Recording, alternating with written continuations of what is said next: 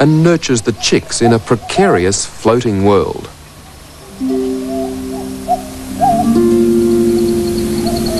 Pandanus trees and paperbarks or melaleucas have evolved to cope with a climate that leaves their roots underwater for 3 to 9 months of the year. The paperbarks have adapted so thoroughly that their very survival depends on the annual flood. Almost as soon as the rain stops, the wet season lakes begin to shrivel. The constant heat evaporates the water until the black bases of the tree trunks are virtually the only clue that areas were once completely flooded. It's like an inland tide that rises and falls only once a year. This billabong is called Yellow Waters, one of the few places where permanent water remains, and we see exactly why Kakadu is considered one of the world's most important wildlife habitats. If someone had set about constructing a giant aviary and stocked it with birds, it could never match Yellow Waters in the dry season. 1/3 of all bird species in Australia can be found in Kakadu. It's impossible to estimate how many individuals make their homes in the park. Single flocks of a single species have been counted in the hundreds of thousands. When most of the north is turning to dust, the last of the water overcomes the natural instincts to peg out their own territories.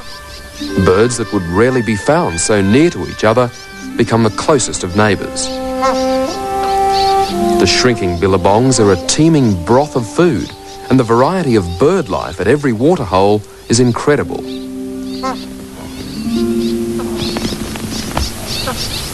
A pelican, startled by its own reflection. A nervous nature ensures a longer life in these crocodile-infested waters.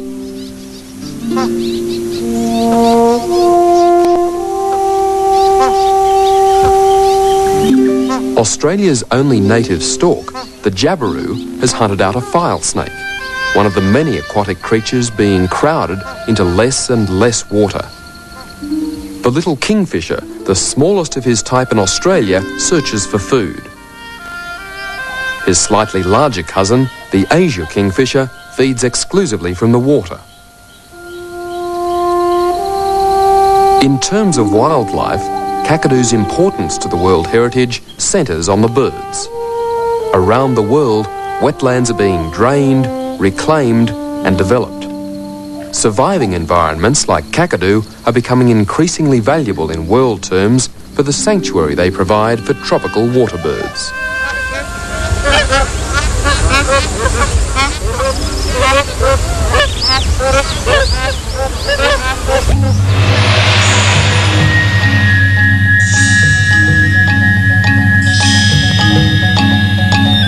Not only birds that crowd the permanent waterholes, it's also the time of year that crocodiles are most concentrated.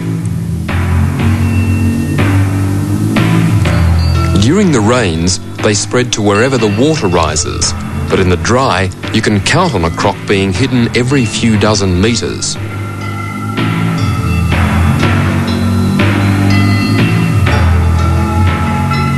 In Yellow Waters, they're accustomed to the sound of passing boats, and you have to make a close approach before they'll even twitch, let alone move from a comfortable spot.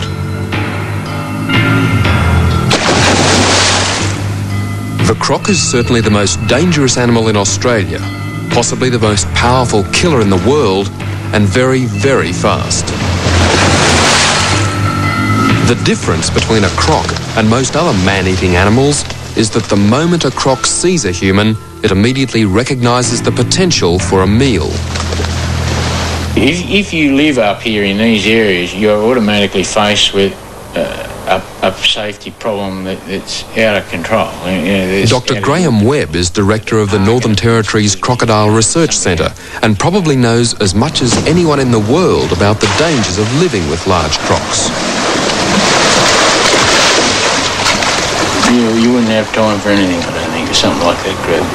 The thing about a crocodile bite, it's really hard. It hurts. It's like hitting your finger with a hammer.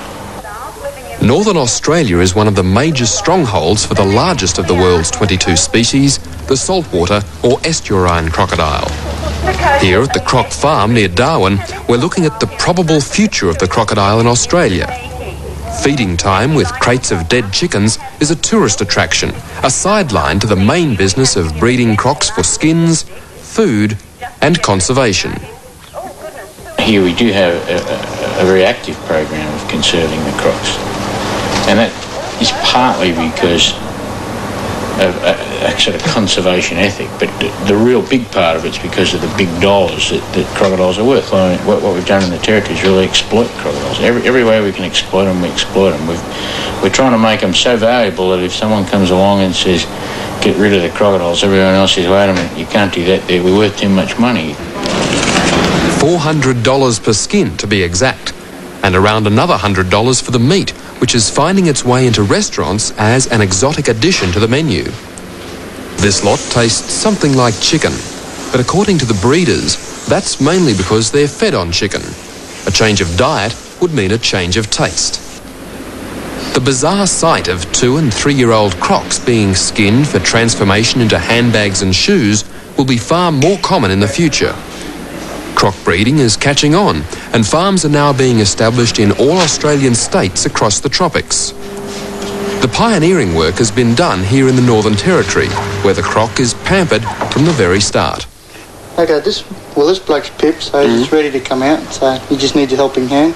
What's the best way to do that? Break the shell gently around his nose, just slowly crush the egg, not really hardly, just crush it gently around there and then he should pop out. That's it. Alright. Here he goes.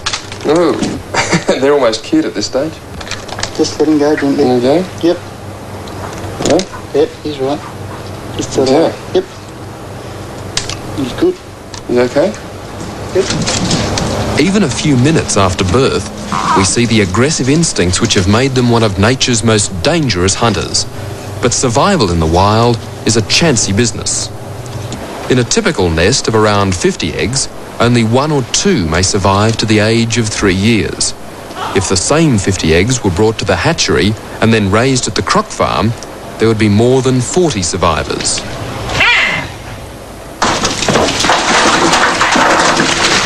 Even in the farm, there's danger. All the crocs are carefully separated by size. If they weren't, there wouldn't be many survivors.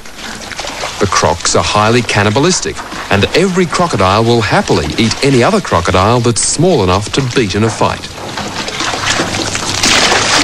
It's a farm operation that really took a lot of getting used to. They say it's just like feeding the chickens. Well, yes, but it's not quite the same, is it? Their every gruesome need is catered for until they're 2 or 3 years old. That's the ideal size for the type of leather wanted by the fashion industry in Japan, where most of the skins are now exported.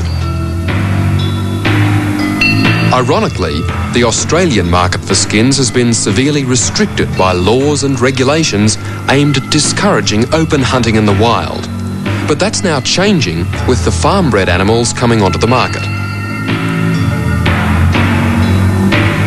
Even in the wild, the crocodile is worth a lot of money.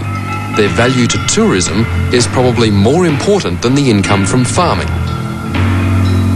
All the rivers of the north have permanent populations of large wild crocodiles, and many of them are accessible to tourists. Daily boat tours on the Adelaide River take the visitor as close to a croc in the wild as they'll ever want to be. Over the years, they've been trained to perform for a feed, giving a close-up and relatively safe appreciation of their size and power. Smiling for you. Look at these teeth, huh? All of the crocs that come to the boat are wild animals. They've been trained, but they can never be tamed. They're just as dangerous as crocs who've never seen a human being, and the conditioning to jump for food makes you wonder whether the river can ever be really safe. Personally, I wouldn't like to dangle a freshly caught barramundi over the edge of a 10-foot dinghy.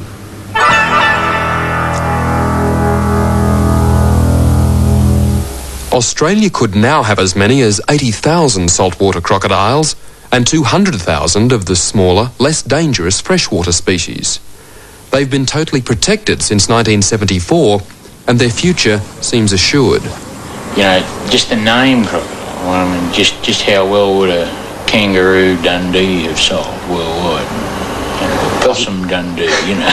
Doesn't have the same sting to it, does it? No, something a bit different, isn't it?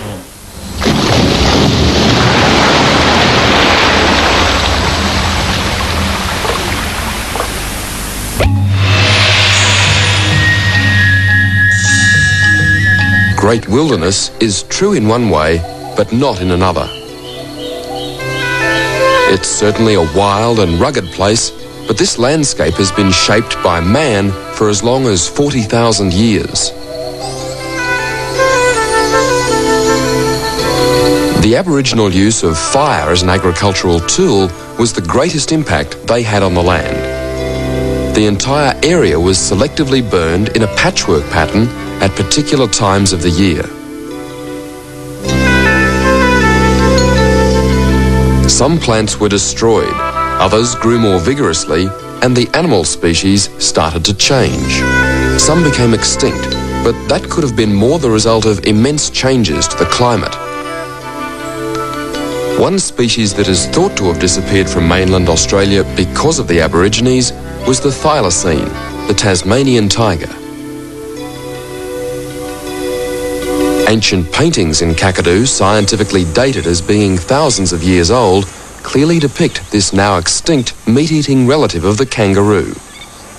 The culprit for wiping out the thylacine is thought to be the dingo, the hunting dog that came to Australia with the Aborigines. The surviving thylacines in Tasmania were then deliberately wiped out by the white man in less than 150 years. For the most part, the original Australians proved to be superb managers of the land, and their 20th century descendants have inherited the knowledge.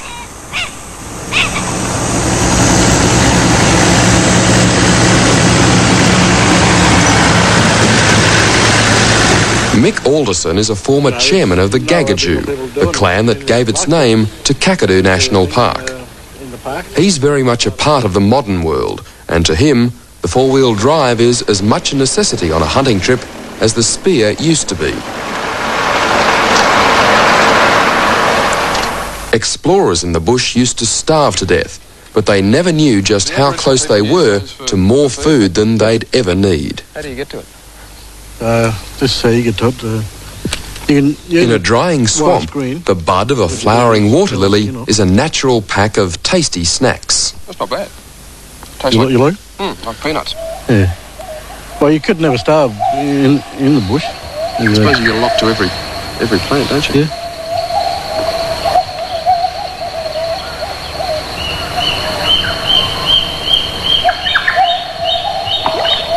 To our eyes, the pretty flowers of the lily swamp are a distraction from the hidden food supply.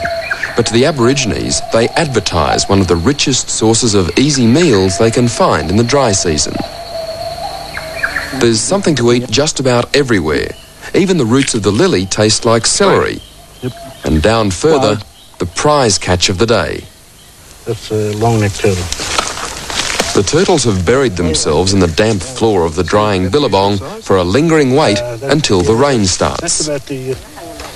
The old ladies, a term of respect in the clan, are probing the mud with steel poles, a 20th century replacement for the wooden spears they once used.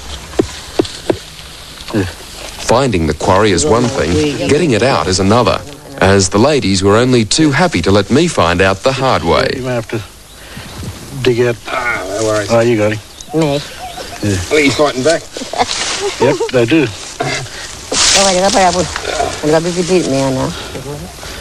They can tend to scratch too, so... Really? Yeah. Yeah, it tells me. Plenty to eat there? Plenty to eat, yep. Especially with tuna. As you can see. Yeah, how you wouldn't have found that in the mud like that. Not in a million years. No.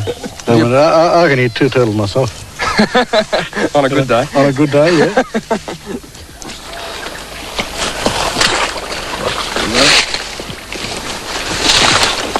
Go on. While Mick and I were stumbling out of the half-dry swamp, the old ladies had already moved on to something else. Despite the midday heat, their energy was incredible. If they weren't gathering food or herbs, they were cutting material for basket weaving or for use in the campsite. The old ladies told me that fresh turtle roasted in the